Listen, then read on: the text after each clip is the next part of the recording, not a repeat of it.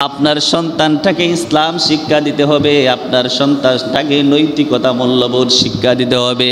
তা না হলে যেই সন্তানকে আপনি এমএ ডিগ্রি পাস করালেন, যেই সন্তানকে ডাক্তার বানালেন, যেই সন্তানকে ইঞ্জিনিয়ার বানালেন, যেই সন্তানকে আপনি প্রকৌশলী বানালেন, এই সন্তান যদি আপনাকে সম্মান করতে জানে না, আপনাকে খেদমত করতে জানে না, আপনাকে ভালোবাসতে জানে না, এমন সন্তানকে সমান সন্তান বানায় কোনো লাভ হবে না।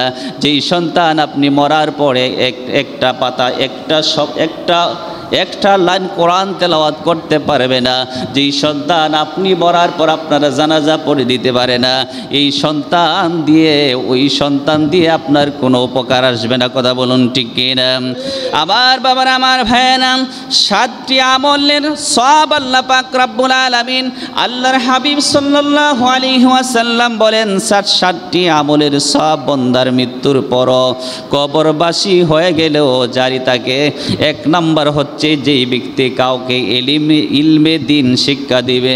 যদি কোনো মানুষকে ইলমে দিন শিক্ষা দেয়, ওই মানুষটা মরার পর তার কবরের মধ্যে সব যাবে। জুড়ে বলুন সুবহানাল্লাহ। 2 নাম্বার হচ্ছে কোনো নদী নালা প্রবাহিত করে দিবে। যদি কোনো মানুষ পানি নিষ্কাশনের জন্য যদি কোনো নদী নালা যদি তৈরি করে দেয়, প্রবাহিত যদি করে দেয়, তাহলে আল্লাহ পাক রব্বুল আলামিন তার আমল নামার মধ্যে মরার পরেও তার আমল নামার মধ্যে সব লিখে দিবেন।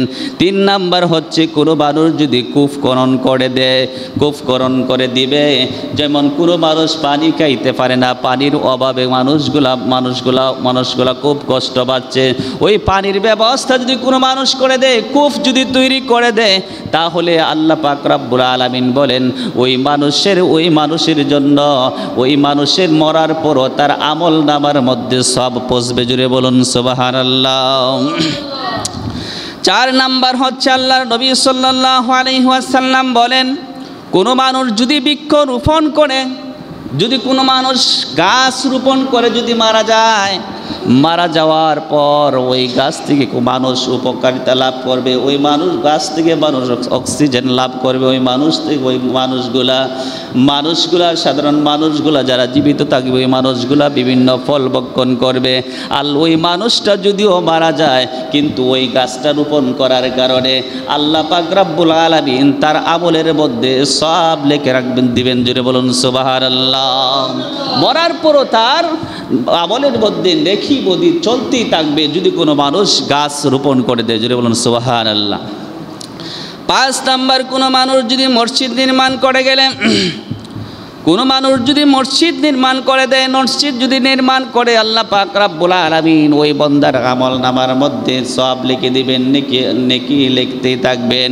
দুনিয়ার মধ্যে থাকা অবস্থায় তো পাবি, কবরে যখন চলে যায় মরে গেলেও তার এই নেকি আর বন্ধ হবে না, তার আমল নামার মধ্যে নেকি লেখা হবে। জুড়ে বলুন সুবহানাল্লাহ।